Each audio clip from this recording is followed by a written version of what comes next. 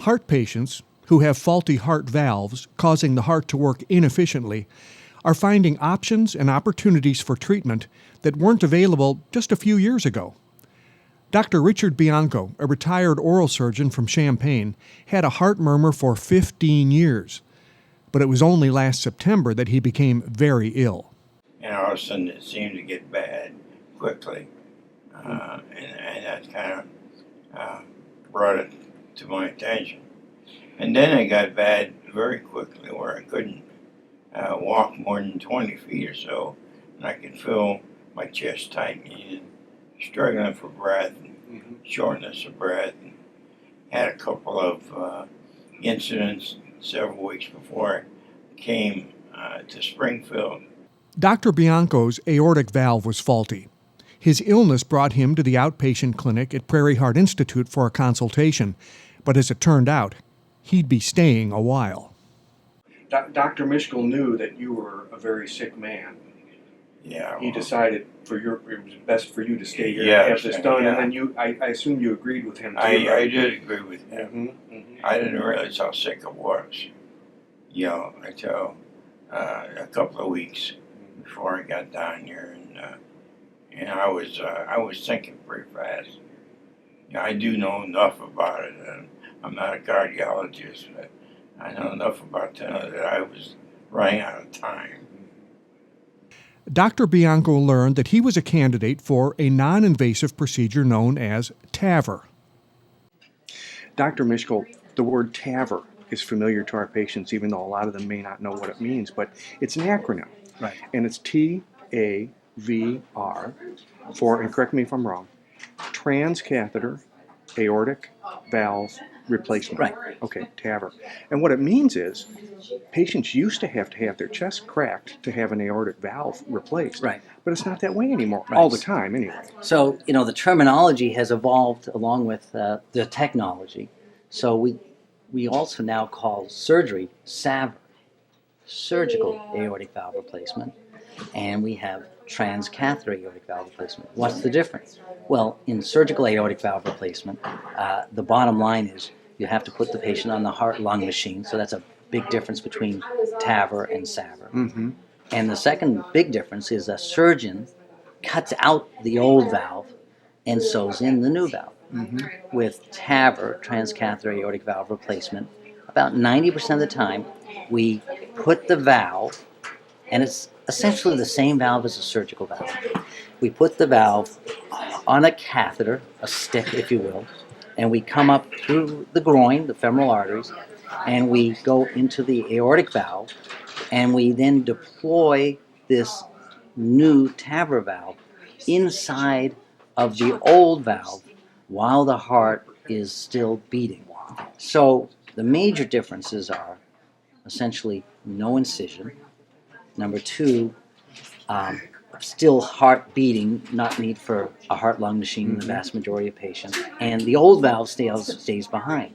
Where does it stay? Well, it just basically gets pushed to the side by the stent that the valve is sewn to. So these valves are created just like surgical valves. I mean, people think I'm getting a pig valve, I'm getting a cow valve. That is true. But the way these are actually, all of these valves, surgical or TAVR, are actually constructed from the biological material either in the pig or a cow. They're not actually the valve. It's the biological material that surrounds the heart, called the pericardium, and a worker, and these are very well-trained workers, actually sew leaflets together onto a frame. In the case of surgery, what we call a sewing ring, and then the surgeon takes out the old valve and sews the new valve in. In the case of a TAVR, it's sewn onto the inside of a stent. So the stent expands, pushes the old valve to the side, and you're left with the new valve operating normally. And I told my cardiologist I'd kind of like to look into the TAVR procedure, see if that would work for me. And immediately he said, then I'm going to send you to Springfield. And this is from Champaign? This is from Champaign. Okay. Christie Clinic, Champaign, which is where I practiced for 4 years. And I came down there and, I was impressed by everybody I met. So the old valve just kind of gets crunched to the side, and then it's kind of used as maybe part of what anchors the new valve. Yes, that's very intuitive. Wow. Because the old valve is old and calcified, and in fact, to some extent, it's this calcium in the old stuck valve that holds the new valve in place. Now you'd think, my goodness, how can that possibly be? But through several mechanisms, either through very high pressure balloon expansion or self-expansion of the stent, it's just held in place. No sutures, no nothing. So I see two big advantages here. One, you don't have to cut through the sternum to get to the heart. And number two, isn't it a big advantage not to have to go on the machine, on the heart-lung machine? Well, to be honest and transparent, right now we know that it's a big advantage in people who are inoperable, meaning they can't have surgery, and obviously this is an alternative for somebody who can't have surgery. And TAVR is a big advantage for somebody who's very high risk for surgery, because even if they do well with the surgery, the trauma of what you're talking about, the incision, the heart-lung machine, just the assault on the body, these patients can spend a fair bit of time in the hospital. So I think it's fair to say, yes, TAVR is a big advantage. We know that for a fact for patients who are inoperable and high risk. The next question is it a big advantage for somebody who's lower risk for surgery? Because again, I want to stress, we never want to sacrifice a good long-term result for maybe some short-term gain or perception of gain. So one of the important things that we're doing with TAVR, and we're going to know the answers to this probably within a year, is if we take patients who are at intermediate risk, half and half, what's the advantage for TAVR in those circumstances? And in fact, we've completed a study, a randomized study. We were one of the 50-odd sites across the United States that looked at this, where we randomized patients who were considered intermediate risk to surgery or TAVR. And we're going to find out the results to your question, which is there an advantage? Now, if it turns out that they're both equal, then most patients would say, assuming that the valve is durable, I'd probably like to have the less invasive thing done. And that's what I think consumers will demand at some point in time. Then if that's shown to be true, then the next step is, what about patients who are low risk for surgery, who are younger? We need to be able to do this as well as the surgeons, who can do it with a very, and actually I shouldn't say the surgeons, because surgeons work with us on this. This is a shared responsibility. This is not a he said, she said. This is not a competition. This is surgeons work with cardiologists side by side in these procedures, and we make a joint decision about it. So the question is, if you're low risk for surgery, the surgery can be accomplished with a 99% success rate. Is there, can we compete? Can the TAVR technology compete with that 99% success rate, since it's so low risk? And can we be sure that if you're young, this valve is going to be as durable as the surgical valve? And so we're slowly working our way through to answer that question. We know, again, in summary, high risk inoperable, yeah, I do think big advantage for the patient, not to be cut on, not to be on the heart-lung machine. Middling risk patients, we're going to know in the next year. My suspicion is that it's going to be roughly equivalent to surgery, and I think consumers will want to have a less invasive option. 91-year-old Elaine Hillman of Carbondale was also faced with the need for a new aortic valve. Elaine, you just celebrated a birthday? Yes, December the 4th. Which birthday was that? 91. 91. And at the age of 91, you made a big decision about your health, didn't you? Oh, yes. What'd you decide to have done? Replace the valve. Your the aortic heart. valve, huh? Now, I understand that you've been thinking about this for a while. The doctors have been thinking about this for a while. Okay, yeah. Not me. It wasn't on your radar screen. No, They well, thought it you might wasn't. feel better if you had it done, but you weren't so sure, huh? No, I wasn't. Well, what made up your mind for you? What made you feel like it was time? I began to feel a little worse, and I couldn't do the things that I always had done. So I decided, well, I don't want to sit around and be an old woman, so I'm going to get something done. And if it works, that'll be fine. If it doesn't, why, doesn't make any difference anyway. But you weren't feeling all that great 2 or 3 years ago. You must have reached a point that convinced you. Was it just tiredness, or were you in pain, or No, I wasn't in symptom? pain. No. I've never been in pain. But I just got to where I couldn't do anything that I wanted to do. Yeah. And I'm the kind of person that want to do something all the time. And I couldn't do it. So I decided that maybe if I had this done, that I could have a few more good years. Yeah. Yeah. You know, it's remarkable when you think about the doctor taking a new aortic valve and putting it into your heart without having to cut you open. That's pretty amazing. Yes, I wouldn't have gone the other way. No, I wouldn't have done it. Yeah. But this way, I see this doctor went up through the groin area and put a stent in, and so that wasn't bad at all. So I'm hoping that this is not going to be bad either. So you thought if he can do that, then he can put a valve in there too. That sure he can. Yeah. I'm sure he can. Well, all the best luck to you, boy. We sure hope that in a few days you're just feeling a whole lot better, a whole lot more energetic. Is that kind of what you think? Yes, I want to feel better. I want to be able to do things and go things. And I just passed my driver's license, so I want to be able to go places. Well, all right. Now all you have to do is build yourself a car, and there you go, right? Well, I have a car. Oh, you have a car, okay. I have a car, yeah. Okay. So, yeah. Good luck. I'm not finished yet. No, you're not. Elaine, as it turned out, was also a candidate for the TAVR procedure. We visited with her again just one day after the procedure. Elaine, it was just yesterday that you had your new valve. Yeah, put in. practically a new heart. Practically a new heart? Yeah. Really? Well, a new valve anyway. Yes, it is. Yeah? How are you feeling? I'm feeling fine.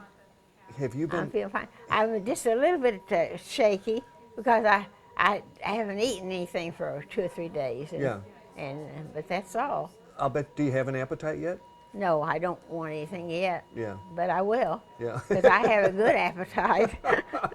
I eat everything they give me. Have you been up and around?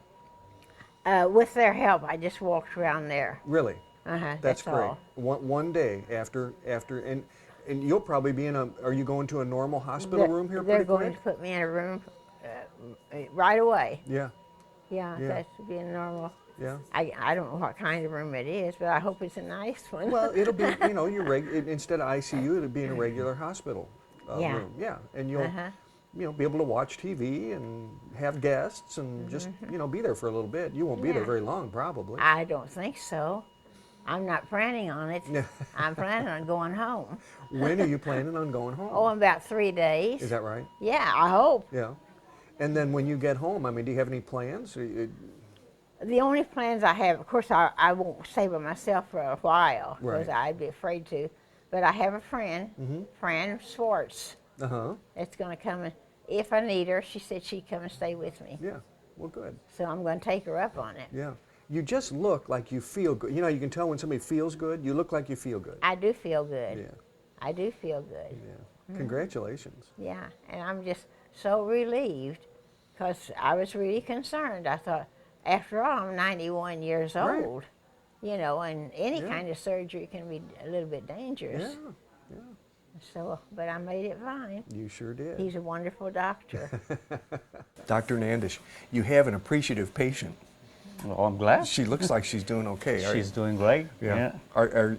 Did you encounter any difficulties with her TAVR procedure at all? No, she did great. I think she was very motivated to get this done. She's an excellent patient. She, was sure exactly what she's going to do after the procedure. That helps us. She wanted to get it done, wanted to go home in 2 days. That's what she wanted to do. And the procedure went just perfectly well. Yeah. So everything went well, and she's doing great. For a 91-year-old woman, oftentimes you don't know what to expect, do you? Right. Because older people have downturns. Right. But in this case, there was nothing unexpected, huh? No, well, the thing is, what helps us is the rigorous process we go through in planning the procedure. It takes about 2 to 4 weeks to really plan the procedure well. And we look at every aspect of it, how we can get to the heart, what kind of valve we're going to put, in what size valve we're going to put. We also anticipate issues which could happen during the procedure, after the procedure. So putting all things together makes a big difference when you have a planned procedure and you go in, you do the procedure, and then everything turns out well. It makes a big difference in that way. Now she has a mechanical valve in there now, right? Well, it's more of a what we call as a bioprosthetic valve. It does have a strut which is made of metal, but within that, the valve itself, the tissue, it's made of a tissue. Oh, okay. Yeah. All right. So will that this is designed to last her the rest of her life, I assume, right? Yes, definitely. Yeah, yeah. They should at least last for 10 to 15 years from what we know from before. These particular valves, the newer type of valves, the data is not out there for 20 years, but for 5 to 7 years for sure. And as far as her recovery goes, when do you think she can go home? Well, the way she's done, she wants to go home today. Well, we like to. Right. There you go.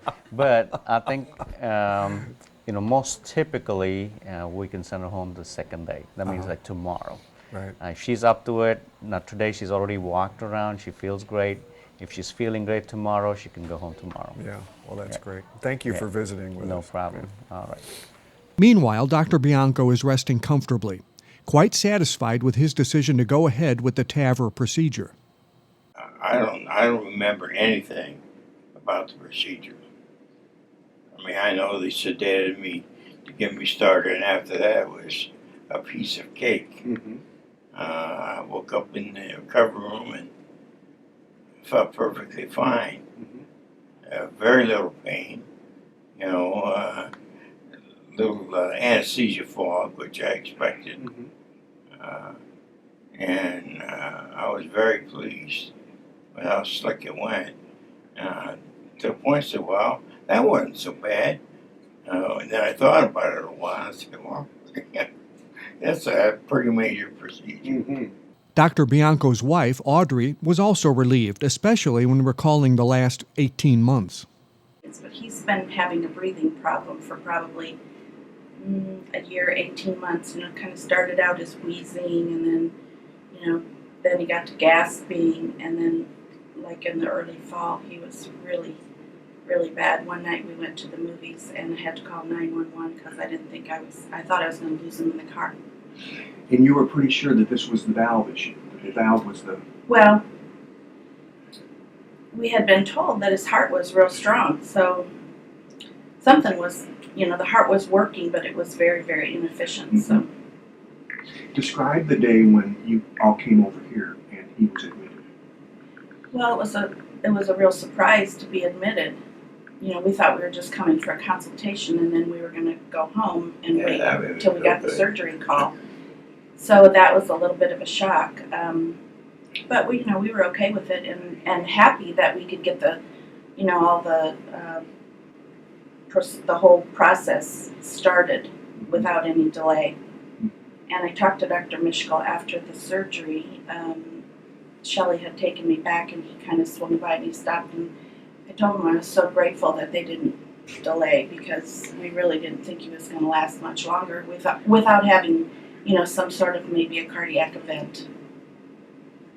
Now, your husband did a lot of research going into this, and he decided that he wanted to come here for this. How did you feel about that? Well, I was right with that. I wanted him to go the best place possible. He's really always said that if anything serious happened, we were not staying in Champaign. Not that there aren't good doctors at Christie or Carl. We just were going to go to the absolute best place we could find. I think we're going to have a lot more years together. We've only been married 22 years, so, we're going to have a lot more years, and we can vacation, because he started out great when he retired 5 years ago, but probably within a year and a half, he started one thing after another. So I hope that we can do a lot more travel. I don't know that he'll be able to play golf again. I know he'd like to, and I would like him to, but I don't know that his other problems will prevent that. But at least he won't be gasping for breath, and he'll be able to walk. Not all heart valve replacement patients are candidates for the TAVR procedure. Some choose SAVR, the surgical approach. 51-year-old Thomas Miller of Springfield was suffering from heart failure about a month before he opted for a minimally invasive replacement of his aortic valve. Right, so the traditional approach to a surgical aortic valve replacement would be what we call a midline sternotomy, where you literally saw the chest in two, retract it to the side, put the patient on the heart-lung machine, and do your operation, expose the aorta, open it up, expose the aortic valve, cut it out, put it in. The beauty of a sternotomy is, first of all, although it's a big scar, patients are frankly surprised by how painless that is. It's really, and so it's not as painful an incision as you think. But the beauty of a midline sternotomy is that the surgeon has unbelievable exposure. He can see everything. And I believe, my surgical friends tell me that one of the tenets of surgery is exposure. You can't sew what you can't see. I believe that's the term they use. But over time and with technology and experience, surgeons can actually go in with what we call little keyhole incisions and can visualize the valve and have learned how to take that valve out through this little keyhole and put a new valve in.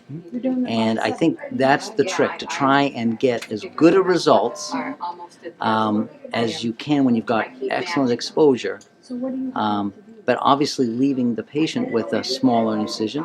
And for many patients, that's very important. It's not just the pain, there's what we call cosmesis, the cosmetic effect, and also return to work. It does take time for bone to knit, probably in the neighborhood of 4 to 6 weeks, to get good bony union. So for many of those patients, they basically sitting around until that bone can heal, versus a small incision that would literally heal maybe within a week or two. And so I think that there are advantages in terms of cosmetics, there are advantages in terms of pain, potentially, there are advantages in terms of return to work, time in the hospital, potentially. Well, Mr. Miller, do you feel like a new man yet? Not yet. I'm confident I will, though. Yeah. And Still feeling aortic valve replacement. Yeah. You know, the day was when they would have had to cut your chest wide open to Yeah, I get got to that miss in there. out on that. Yeah, you got to miss out Yeah. on it, yeah. And Yeah. you wouldn't be feeling probably quite as good as you are right now if you'd had that No, that's procedure. not what I hear. I hear you'd be a long time. Yeah, yeah. How Laid do up you in a lot feel? of pain. Surprisingly good now. Like I say, anxiety's been most of my problem.